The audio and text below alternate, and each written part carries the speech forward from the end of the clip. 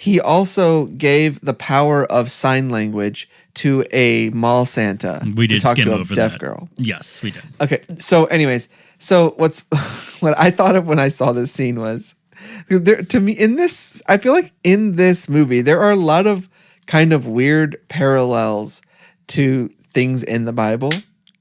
Like, he is a Christ-like figure, isn't he? like in one scene, she only has a little tiny box of Christmas decorations, and he feeds the 5,000 with it. Basically, he finds like tons. Like he hits a button, and all of the Christmas decorations appear. And then in this one, it's kind of like in Acts when. Sorry, this is deep Bible, but the Holy Spirit falls on a crowd and everyone can understand everyone's language. Everyone speaks in tongues, as it says in that. Oh my God. That's and you what's were happening in this. poo-pooing my idea that this is for a Christian bent audience. There's that scene where he takes water and changes it to hot cocoa. Is that true? No. Okay, I couldn't remember. There's that scene where he dies and returns after 3 days. I thought you were kind of leading into that for some reason, so I was pulling back. But yeah, like there's a lot of like scenes like this, I feel like. The thing I like about that scene where he he sets up their Christmas tree. Wouldn't you think for this Christmas movie they would have like a beautiful looking prop Christmas tree that is the ugliest live Christmas? It's like bare in the middle. The branches are all over the place and it hits the ceiling. It's so bad. It's horrible. It goes, it's nighttime. Apparently their garage where they keep the Christmas ornaments is a very long way away from the living room, because when he goes to their garage, it's daylight. And he finds the tiny box of Christmas ornaments, and it takes another long journey because when he goes back to the living room, it's night again. Yeah. And he says that, this must have been hidden in the rafters. I found all these nasty dollar store Christmas ornaments. See, I don't understand why if he's worried about her not believing in Santa, why doesn't he just reveal himself to her in this way? Another kind of biblical allusion somehow. But like he could just say, whenever she finally believes at the end, spoiler alert, but he says, "Well, feel the mistletoe in my palm." Oh man. Hope everyone's liking our New Testament jokes. So he tells Head Elf. Oh, Head Elf is tracking him, by the way. Head Elf is browbeating this guy because he's not sticking to the list. He's like, I'm in love with her, and she's in love with me. And there's a lot of like waffling about. I don't know. It's just stretching it out to get to the runtime, right? Like you can't ask her out. Yeah. It's honestly these movies like. But that's why we're here, right? That's why we're here for a Hallmark movie, is to watch this thing stretch out. You know what's interesting? I just remembered this. I was in Atlanta, and in Peachtree City, I think is the name of the city. It's like a suburb of Atlanta or something. There is somewhere over in that area, there's a studio called Pinewood Studios. Oh, yeah. And it's a big movie studio area. And so we were eating lunch somewhere, and I could overhear conversations. And there was a woman there who was saying, "Yeah, we're trying to get a meeting. We've done some stuff with Candace Cameron." Candace Burr, whatever her name is, right? Candace Cameron Burr or something. And we're trying to get in with the Hallmark and she's like, "I've been writing more lately, and I'm trying to write more movies and stuff like this." And I'm like, I hate this woman. Also, they were also complaining about masks earlier. Oh, so that just doubled it down for me. You know, I'm glad that you mentioned that, because I forgot about this. The woman who wrote this script was one of the co-writers of the movie Witness and won like Critics' Choice Award for Best Screenplay. Like that is always on top 100 lists of like greatest American movies. Like Witness is pretty flawless as a movie. And after that, she writes almost nothing but like Hallmark movies. It's so bizarre. This is why my theory is that there is either it's a program or something like a software application, or it's there's a book and like you open up this final draft document, and in it says Hallmark movie template. And then at the top you put in character name, holiday, and job and whatever, and then it'll populate into the final draft thing, and then you just kind of go in and you make the words be different. That I know. I can't tell. Are you making a joke or is that your actual theory? Okay, to that level, no, but I do have a theory that there is a template somewhere that someone is just pumping these movies out with. So It's like Wu-Tang names. Yeah, a generator. My mom was she was writing for a while, like she was doing screenplay writing or whatever. She was applying it. The series wasn't Goosebumps, but it was something like Goosebumps, where it was supposed to be one author, like the R.L. Stine of the series, but really it was farmed out to a bunch of freelance writers. Right. But when they got it, it was on page 10, this person is introduced.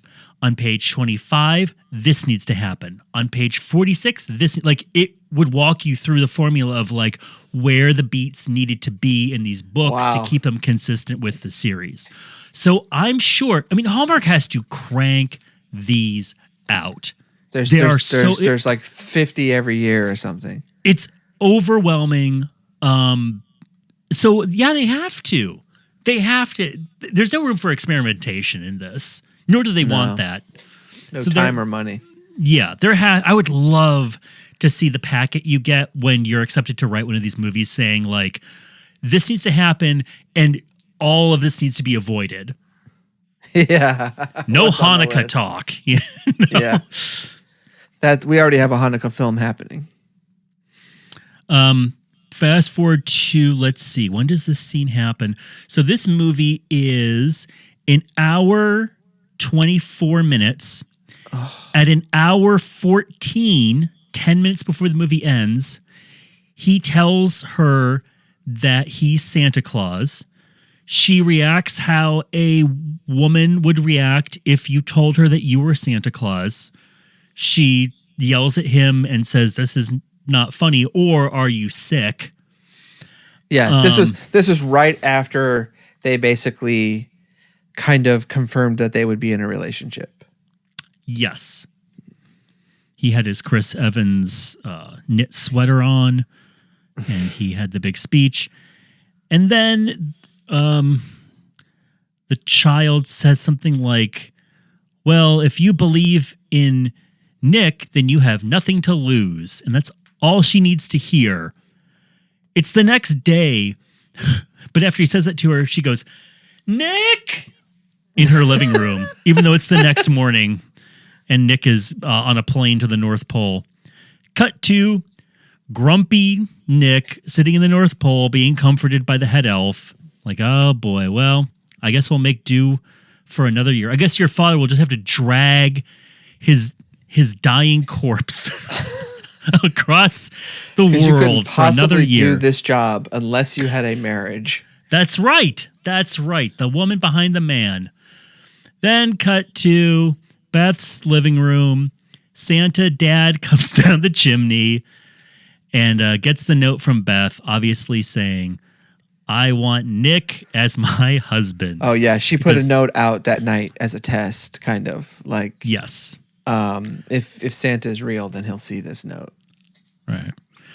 And so the next morning they come downstairs and Guttenberg is sitting in the Santa outfit, minus the hat, with his legs splayed open, just sitting and staring at them when they come downstairs. He immediately proposes to her. We are now 2 minutes away from the end of the movie. He proposes to her. And then he starts giving out presents. And this is some of the music you wanted to hear.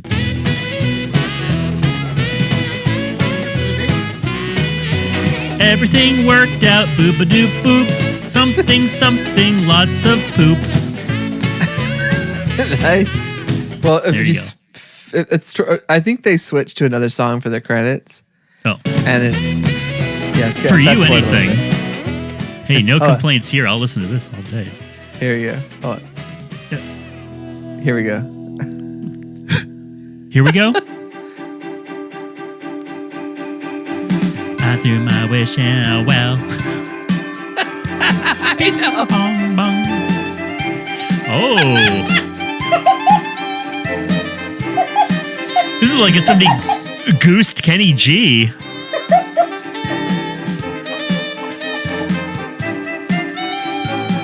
Wow. That's great.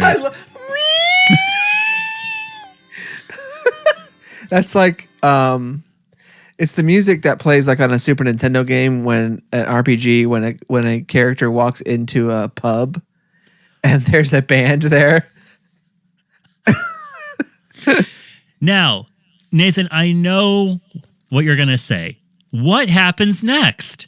Well, I'm glad you asked, because the next year in 2005, they made Meet the Santas. Yes. The whole cast came back somehow. They got Steve back. They got Crystal back. They got Dominic back before his country music career was about to take off. And it's about the wedding. Before he got signed to Motown. So we're not going to watch this, but I have not read the Next year we synopsis will. yet. Oh my God. I've Somebody seen this. wrote a synopsis of this movie that is basically like the length of the script. Every bit and bob. Wow. But I mean, I've seen this. This is my wife's favorite series. What loser would sit down and rehash this entire movie for so long? I mean, how much spare time do these people have? You say this is your wife's favorite movie series? Is the Santas? For Christmas movies, this is this is in her top of the Christmas Hallmark movies. Wow. And she, I mean, I think it's her favorite in a cheeky way. Like, it's not like she's not like fawning over Steve Guttenberg or something, but Sure. but yeah. So I have seen the second one. In fact, I think I've only seen the second one before I watched this one. Yeah.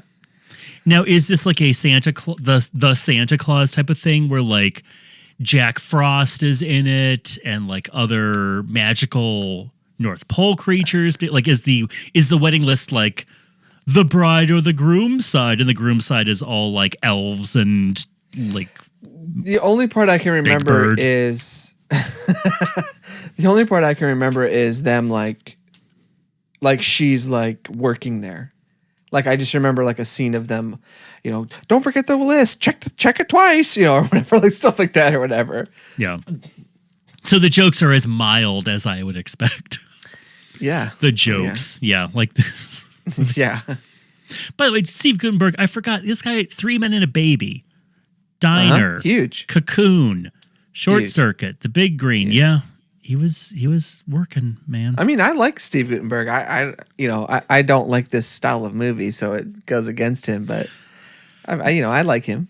To do well in this movie, number one, like I said, you would need to be younger, but also to pull this script off and not come across as a creep would require like a Tom Hanks level of lifting that few people have in their system. Well, I think it would require someone who, like you said, is younger and who is maybe a bit more like dashing. Yes. Good way to put it.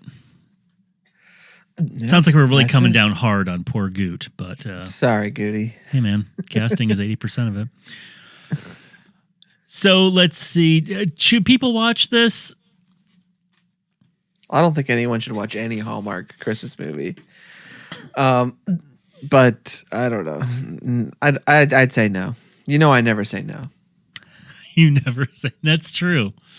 I would say if you're going to watch this, you have to be in the right frame of mind to watch it. And this is like a watching it in a group of people while drinking style movie. You'll probably laugh if you're watching it with a group of friends. Yes, watch this the way you watched The Room. Right. Throw stuff at the screen. In someone's backyard on a bed sheet. Oh, boy. All right. Yeah. So, yeah, I'm saying watch it with friends. If you watch it by yourself, boy, oh, boy, the time would drag to a dead standstill. I do not understand why TV specials have to be longer than an hour. For this kind of movie, you mean? Yeah, I mean, I feel like so much stuff we watch is over an hour, and it would be so much better if it was chopped down. Yeah, it really, there's a lot of padding in these things, aren't they? Because I think you have a budget, and at some point you're like, well, we have to meet this time period, but Like nothing they sold too the ads for it. expensive. Yeah, like they're like, look, we've already sold this ad block. Yes. So like it's 2 hours, so fill this freaking thing out. Mm-hmm. Yeah, I think the Hallmark Channel may be more about getting the right number of car commercials than, challenging its viewers. Yeah. Speaking of viewers or listeners, hey, everyone, thank you for listening to us. We enjoy you. Subscribe to us. It helps. Join our Instagram. Our Instagram is great. As of late, Nate runs our Instagram, and you are killing it with the imagery. I really enjoy it. It's very funny. Yeah, I've decided I'm going to do a daily post now on Instagram, Facebook, and Twitter. Wow. So enjoy that. Yeah. Like a little cookie on your Santa plate every morning left by... Can't wait to find out what I put up for this show every freaking day. Well, it's such a visually dynamic movie. Lots of just... This is like Dune. Here's a tree. Here's some concrete. Here's Steve Guttenberg kind of half smiling, staring in this direction. Wearing clothes that look like painted garbage bags. All right, everybody. And as always, we leave you with the music of Dominic Scott Kay. Instead, I can dress better at the foot of my bed. I go in my pillowcase. Cut it. Takes away the makeup, Cut it. in face. Don't you know when girl I like it best? See the bone on a good loop poop. Ba ba ba ba ba ba ba ba ba. Bye.